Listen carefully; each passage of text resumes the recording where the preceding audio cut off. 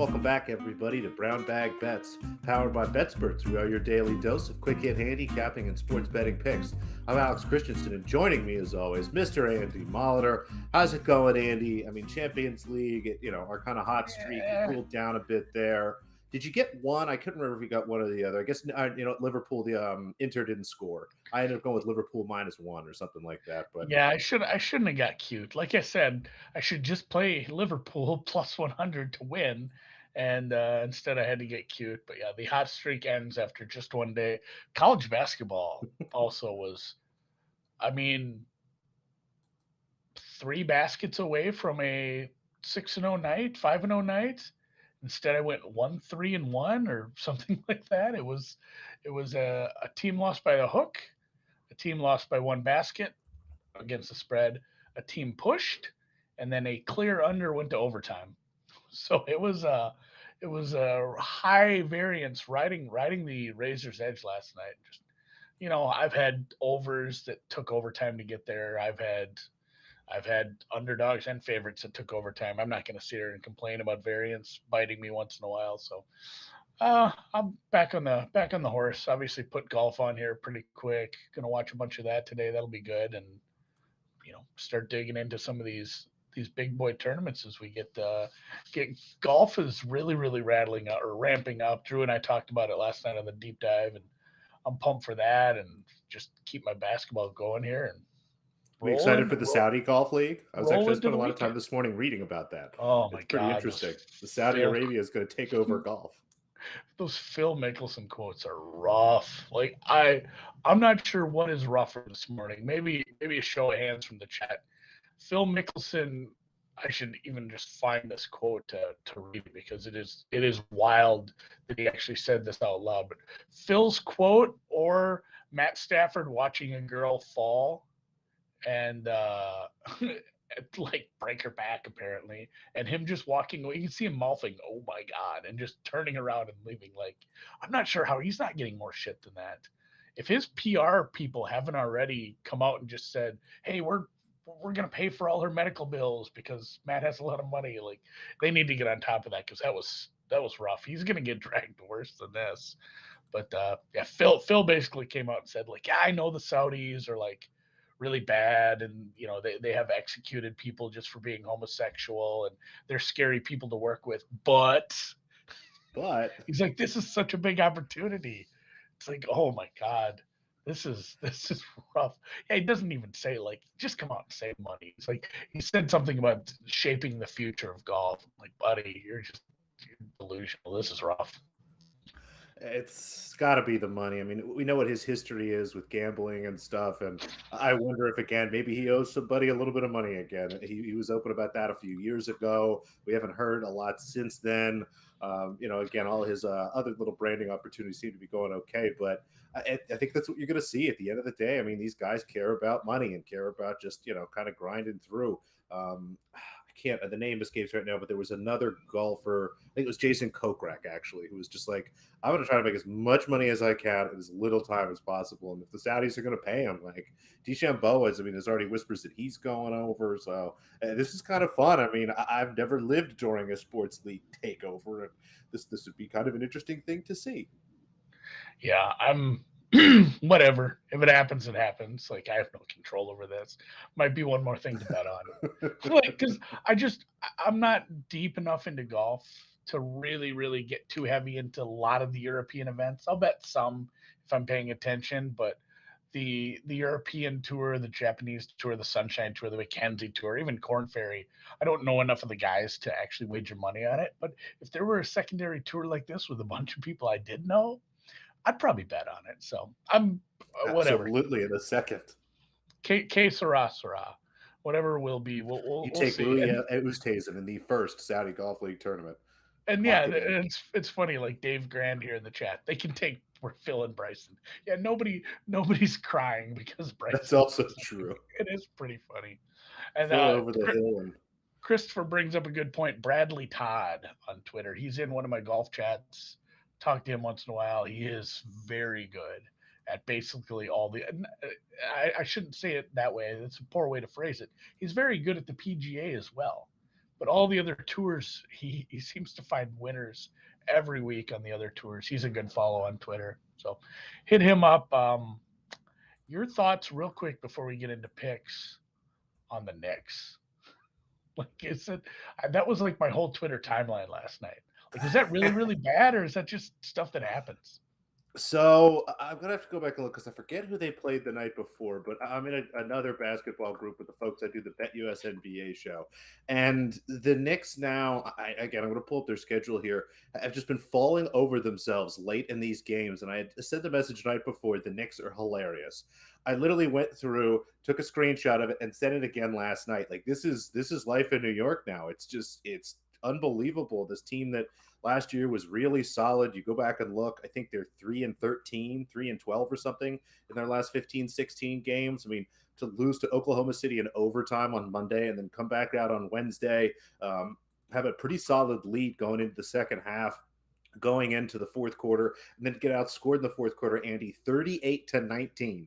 38-19 in the fourth quarter to lose a game by 5 points to, the Brooklyn Nets. I like Seth Curry. Patty Mills is very good, and Andre Drummond's a perfectly fine player, but these are not starting players on an NBA team every single night. I mean, these are guys you're starting occasionally. You're trying to bring them off the bench. I mean, the Knicks, devoid of any real major injury beside RJ Barrett, should have really taken care of business last night, and they just continue to blow games, and it makes me laugh. I love it.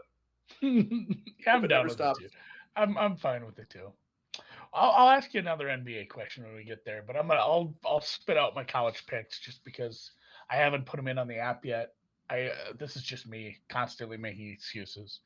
Busy morning. I'll always just say that busy morning. Always have a busy morning. But I have not get these in on the app yet. I will within a few minutes. I might just do it while you're rattling off your NBA. I'm not going to give detailed analysis of 8 games. These are the underdogs. I bet 7 of them are on the road. One is actually a home dog, UL Monroe. No totals yet. I'm still digging into those. If I add some totals, I will put them in on the app. But eight is enough. That was a TV show, I think. If you are listening on the podcast, you can't even see these bets. You're way behind. You should follow us on YouTube. Watch this live once in a while. But Central Florida taking on Houston, getting 13.5. I make that like a 10, so I'm betting that one. Cal Bakersfield +7, James Madison +6. The 49ers of Charlotte, a team I've bet 3-4 times already in the past few weeks, +8.5. UTEP, the Miners, +9. Georgia Southern +10.5. Monroe, like I said, the only home dog. The rest of these are road dogs, +3.5. And SELA, Southeastern Louisiana, +5. As I joked yesterday about all my bets were on the extra page. I think that's the only one today. The rest of those are main feed 3-digit rotation number bets. The only a little school one is SELA, as that is a very small conference. So 8 bets for me. If I add some totals, I'll work on it later. A lot of my life is going to be revolving around golf today, though, so I'm not 100% sure that that's going to happen. And like, it's hopefully some better end of game luck than I had. Like Variance comes for us Massachusetts all. down, yeah, Massachusetts down by 10, getting 11.5 late, and lose by 12. Like, it's sometimes the ball doesn't roll your way. My other question for the NBA, since I actually have something to talk about, is did Nate Silver curse the Celtics with his predictions? Two questions actually. Do you think that those predictions were wildly off, making the Celtics the number one team? I mean, I do. And then also, did he ruin them? So the problem with what Nate Silver is doing is the problem with the way I think a lot of people take in the NBA season. The regular season and the postseason are two wildly different things. If you take a look at performances through the season, I think you could make a pretty solid case that the Celtics, when fully healthy, especially what we've seen the last month, might be the best regular season NBA team. Not the best NBA team, not the title favorite, not even the favorite to win the East, but if you were going to put them against basically, I think, any team besides probably the Phoenix Suns and maybe a fully loaded Warriors team at this point, again, the Bucks probably too. But again, you look at the performances, you look at what we've seen, and I think you can make a case that in some ways the Celtics have performed the best of any team from, again, regular season perspective. And that's kind of what it is. I think that's the disconnect. That's really the problem, is that he's looking at these performances and assuming that, we move forward to the postseason and it's just kind of the same thing. And it's what happens every year. They come up with some sort of team and it's like, okay, yeah, you pick the best regular season team. Cool. But like, that's not what the playoffs are about. So as much as everybody kind of gives him some guff, I think if he labeled things a little differently, it might be easier, but give Nate Silver a break. I will not. I I didn't don't think know. you I would. I read one of his books, and it's a lot of grandstanding. Very, it's like anyone who reads those Warren Sharp preseason books. Like, yeah, there's some good stats in there, but like the writing is rough. Like, yeah, we get it, Warren. You did well on this one team last year. Like, very much patting himself on the back. The Nate Silver books are very similar. Like, I like anyone who's trying to do forward predicting stuff in a new way, but it was kind of a tough read. Celtics, like I joked, but they lost to a really shitty team last night, and that was kind of funny considering the circumstances. Did you bet on the NBA tonight? It's the last night before the All Star break. We have 5 games tonight, and I did find one that I like. Again, last night before the All Star break, just some really tough things to figure out here. You got the Miami Heat. I actually kind of like them to beat up on the Hornets a little bit, but have to see if Jimmy Butler is in. If he's out, then it could just mean the Heat are kind of looking forward to the break and maybe not be fully focused on this one. Wizards are playing the Nets. The Nets coming off, again, that kind of improbable win last night, a back-to-back situation with a thin roster. Everybody's playing 35 plus minutes.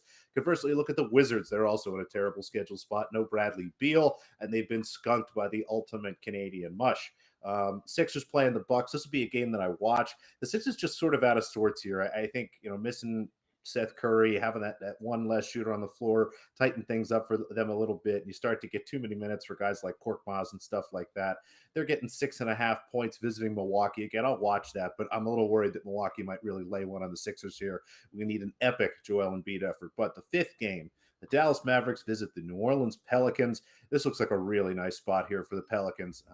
They're finally healthy. They continue to try to win games, and I think they're fighting to, stay in the play-in game races and maybe even push up possibly to try to grab like a 9, 8 seed kind of thing and have a little better position here. But with Valanciunas, with Brandon Ingram, McCollum has been a nice add next to Devontae Graham. It's just a really nice, solid group of ball handlers they have. Again, Valanciunas, as I've said before, is one of the more valuable regular season players. Night in and night out, he just comes in, plays much better defense than you think he does, and is one of the only positive EV scoring threats in the poster as a big man, really, that we have outside of, some of the big names you already know, like Embiid. But nice spot for the Pelicans. They're at home. The Mavericks, again, should be looking forward to the All-Star break. I know Luka has to get to Cleveland pretty quickly to do some stuff there, and generally they're a team that kind of fumbles at the end. It's another good spot to kind of fade coaches that are less than stellar, and, it's been a while since we've said anything bad about Jason Kidd, but I don't think he's going to have the Mavericks kind of primed and ready for this game tonight. So Pelicans plus 3.5. I see it's down to 2.5. Look for a 3. Maybe sprinkle the money line a little bit of plus 125 or better, but like the Pelicans tonight. I had a so tomorrow's our last show of the week. Are you seeing prop prices for the skill competition surrounding the All-Star break already? Not yet. I'm hoping that we'll have some for Okay, tomorrow. If not, that's I'll up. go through the contest and give a few out, just kind of give you some ranges. I mean, at the end of the day, we're going to take a center in the skills competition because they always screw up the prices for that for whatever reason. I guess big men aren't supposed to be able to dribble and make threes. Like everybody forgets what year it is in the NBA. And then a 3-point shooting contest. I know everyone's going to hate this, but I'll prime you right now. We will have a Luke Kennard ticket. We'll be betting Luke Kennard, no matter how you feel about him as a person, depending on what he did or how good. But man, it's a nice spot for him. So I haven't seen anything yet, but I am vigilantly looking, and it's one of my favorite things. I love betting the 3-point shootout. Maybe I'll have somebody in the dunk contest. Who knows? But we'll break it all down tomorrow. I'll try to give some general guidance, even if we don't have lines. Oh, and Dan is pointing out FanDuel has some stuff up. We'll have to check that out after the show. Sounds like it's just starting to populate up. So yeah, I see definitely that do this some morning. do some All-Star break betting tomorrow. And then your quick point about Mr. Joel Embiid, MVP Embiid. I'm gonna go check him out next Friday. I grabbed some Timberwolves tickets when the Sixers are in town. I mentioned Good that I you. had to go. Like my daughter did the stupid reading thing at school where she read enough books and she gets a free ticket as long as I buy a ticket, which is of course expensive because it's a decent game. But yeah, be at the Target Center next Friday checking out. Um, I suppose I'll just bet on the Sixers and be that guy that cheers against the hometown team. Whatever, it'll be fun. It'll be fun. I mean, it's him versus Carl Anthony Towns is usually kind of interesting. He abuses, Towns pretty good, but Towns actually moves him around a little bit on the other end of the floor. The shooting is interesting. So I think it'll be a fun matchup for you, and you might even get to see James Harden. Yeah, that's what I'm thinking too. Like it should be right after the All Star break. I might get to see like numerous future Hall of Famers in a game I don't really want to go to. So a little bit of silver lining for me there. Um, Golf, I bet a little bit on. Basically, only what I gave out yesterday. The more I looked, there wasn't a ton of stuff I liked in the full tournament matchup markets. I didn't have a strong feel for a lot of things. I did look at some head to heads. I played a couple, and luckily for you, I didn't even post them because I said that they're both in the afternoon. I'll just give them out on Brown Bag anyway. So, uh, Bezuidenhout, as we joked about the South Africans versus Australians last night on the deep dive, Bezuidenhout getting a nice price here over my guy Brooks Koepka as a dog. I bet Koepka a couple times. This is just maybe a little more of a play on against Brook in a few things. What he's been doing off the tee, like he saved a lot of shots that went wayward last week, but I think it was going to be a lot easier to do that last week than what we're playing to here. So I'm trusting Bezuidenhout a little more off the tee at a dog price, and then Kevin Na over Mav McNeely. Mav McNeely, of course, the guy that has been bet and touted and DFS touted quite a It's a bit on cool the west. name. Yeah, on the West Coast here, He better and I drive a do. motorcycle. Yeah, he should. I do like his. I do like his putting, but the thing about it is like everything he does, Kevin Na does just as well, if not a little better. Like people are on McNeely because his putting has been good on the surface. Kevin Na's has too. Kevin Na hits more fairways. Kevin Na avoids three putts more. Kevin Na's better around the green. Kevin Na has been better on approach. So just like kind of the same guy, except one doesn't get the love with the name for some reason. And even paying 15 cents here, I like this one quite a bit. So just two matchups, both start this afternoon. I have no idea what time it is. West Coast golf, so stuff starts a little late, but they are in the PM wave. It looks like the wind is kicking up a little more than we thought it would looking before the week started. And there is going to be some heavy wind in the afternoon. So take it easy with your bets if you're getting in late or if you're worried about that, or if you would like some guys that haven't teed off or some live first round leaders in the morning. There might be a little bit of an AM wave advantage here as the winds kick up to 15, 20 in the afternoon. I wonder if Kevin Na is somebody you always get a good price on because everyone remembers all his blowups. I mean, he's had some pretty spectacular one-hole scores, and not in a good way. And I wonder, again, public money generally doesn't move things too much, but I wonder if that's always kind of in the back of the mind of people. Yeah, yeah. I I don't have to worry about like betting on him full tournament. That's why I don't mind him in a single round like this. You got me scared because I do remember a lot of that. Well, it's just one hole, as long as the other 17 are good. Yeah, just don't go too deep here. Don't go throwing a snowman up on the board. Um, Tennis, huh? Nothing. No, Bupkis. No lines. unfortunately not. I mean, they're playing right now, and they kind of hosed me. So the quarterfinals are here. They played two quarterfinals, but they were jerks, Andy. They set it up so that the first two quarterfinal matches weren't playing each other. So I didn't have a match actually to even handicap here. But if you did go back through and grab some outrights, we're in good shape. Elena Ostapenko, who is about 40 to 1, right around that number at a few different places. She is all the way into the semifinals.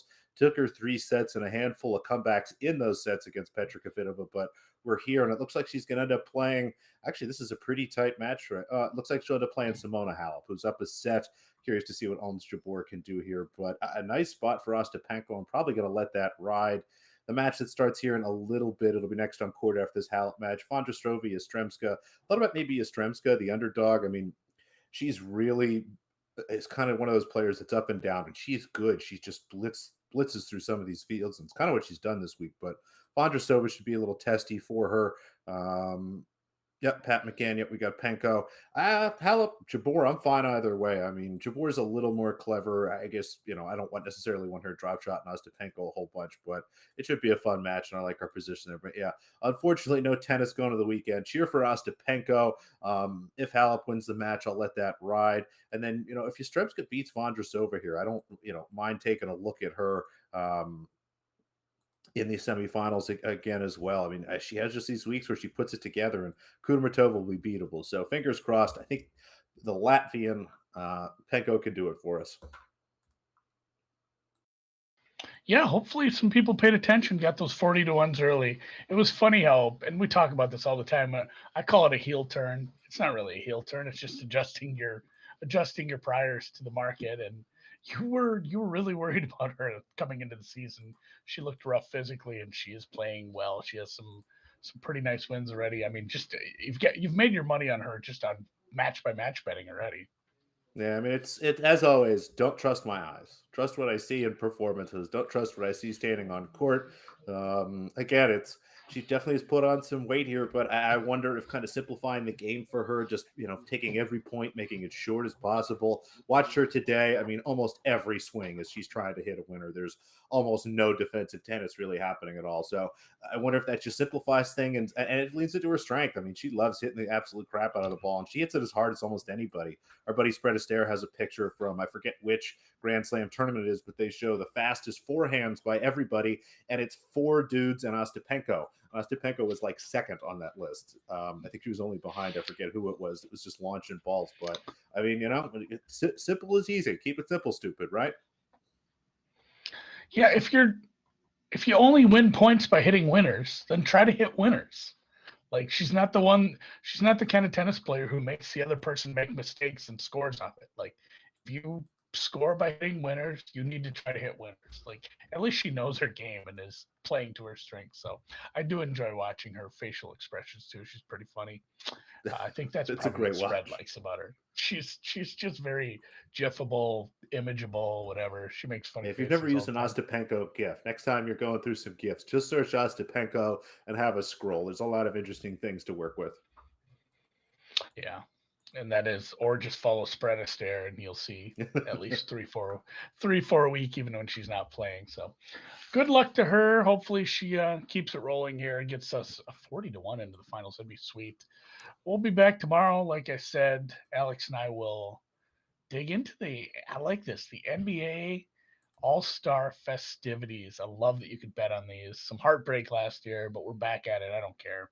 I'll trust you with my money again. Put it on whatever you say, and then actually watch. I won't watch the All-Star game, but I will watch those. I love the No. skill competitions Yeah, I for watch all the sure. skill stuff. I very rarely watch the game.